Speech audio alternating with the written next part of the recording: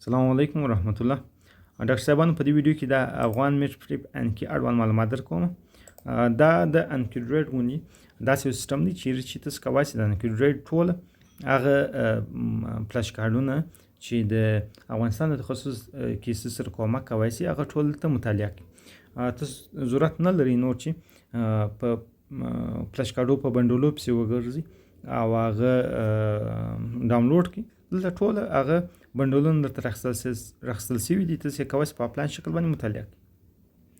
مختلف بندولونه لرو. مختلف بندولونه مختلف شمېر کارډونه لري. تاسو کولی شئ هر بندل راخلاص کړئ. په هغه بندل کې د هغه موضوع اړوند فلش کارډونه شته. مثلا زه غواړم چې مایکروبیولوژي ولولم او د مایکروبیولوژي کې په بکټریاوو کې مثلا مختلف بکټریا موږ لرو. زه غواړم چې ګرام نیګیټیو بکټریا مثلا فلش کارډونه ولولم. نو هغه فلش کارډونه ماته دلته مخ ته راځي، شروع کېږي. نو دغه هر فلش کارډ چې دی په هغې کې هغه یو ساحه پټه شوي وي، باقي نور سوال شته. دا به ته فکر ورباندې کوې چې دا جواب یې چیش راځي. نو ته کولی شې په دا ځای باندې هم کلیک وکړې یا دلته په ریویل انسر باندې کلیک وکړې، جواب راځي. دا چې دا سوال ستا دپاره سخت یا اسانه دی او که ډېر اسانه دی، دلته به ته یو اپشن ورته انتخابوې. او که ستا بیخي زده و دا سوال، یعنې ضرورت نشته چې ته دا بیا وروسته بیا وګورې، نو ته کولی شې الریډي نو باندې کلیک وکړې. یا مثلا یو سوال درته راځي، دا سوال دی، دا ستا دپاره ډېر سخت دی، تا مخکې دا هېڅ نه و کتلی. ته کولی شې په هارډ باندې کلیک وکړې. هارډ باندې چې ته کلیک وکړې، دا بیا یو ساعت بعد بیا ستا دپاره ته باید دا دغه کړې، ریپیټ کړې. یا یو سوال دی چې مثلا هغه دا سوال څه ناسته ستا زده دی، نو بیا په میډیم باندې کلیک کوې. دا 3 ورځې بعد بیا ته باید ریپیټ کړې. دا چې چیرې ریپیټېږي هغه هم زه اوس درښیم.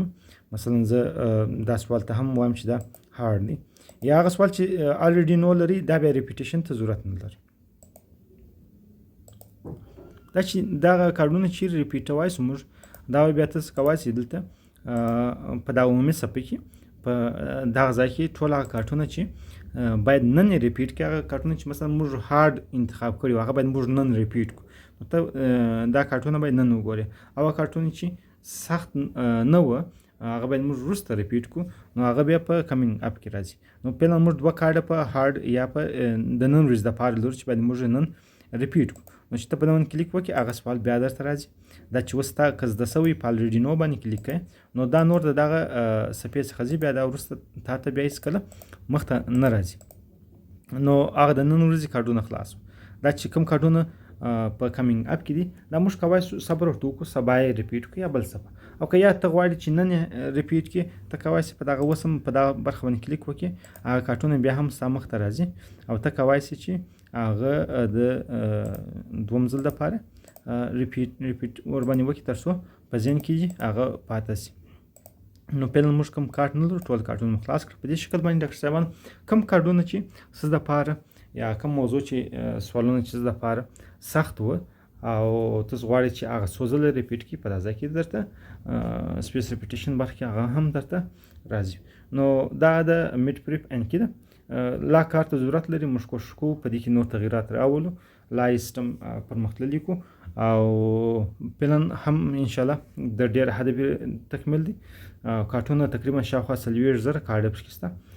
موږ کوښښ کوو د دې کارډونو کې هغه کارډونه چې دا تخصص دپاره ډېر مهم دي هغه ځینې ایسته کړو او نور داسې کارډونه ور اضافه کړو چې هغه د افغانستان د تخصص دپاره هم مهم وي.